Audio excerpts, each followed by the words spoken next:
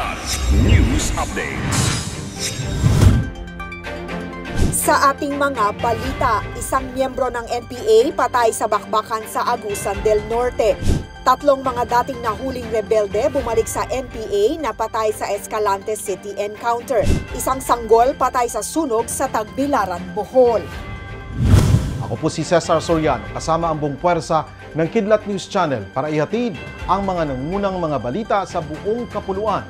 Ngayon, patay ang isang miyembro ng New People's Army o NPA sa isang bakbakan sa Barangay Concepcion, Cabadbaran City, Agusan del Norte, kamakailan. Ayon sa ulat ng 29th Infantry Battalion, bago ang engkwentro, nakatanggap ang unit mula sa mga sibilyan sa ginagawang extortion ng Communist Terrorist Groups o CTGs sa lugar. Agad na pinuntahan ng barangay ng mga tropa kung saan kanilang nakasagupa ang 10 miyembro ng Northeastern Mindanao Regional Committee ng NPA.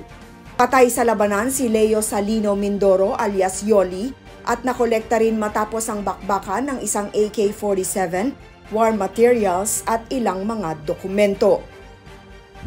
Na-recover ng 79th Infantry ang 3 bangkay ng New People's Army o NPA kasama ang ilang high-powered firearms at war materials matapos ang 8 sunod-sunod na mga engkwentro sa Escalante City, Negros Occidental.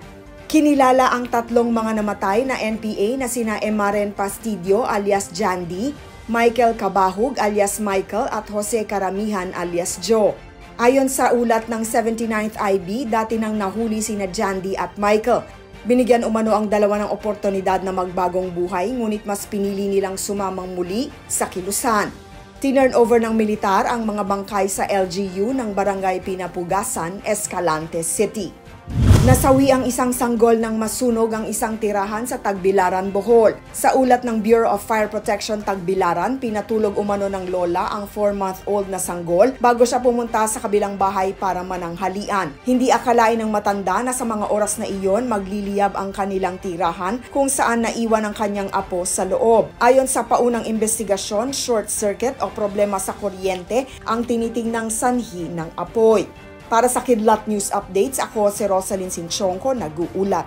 atin niyo pong natungayan ang mga headlines sa mga nakalipas na oras. Manatiling nakatuto para sa susunod na updates at breaking news. Ako po si Cesar Soriano, kasama niyo sa bawat pagputo ng balita.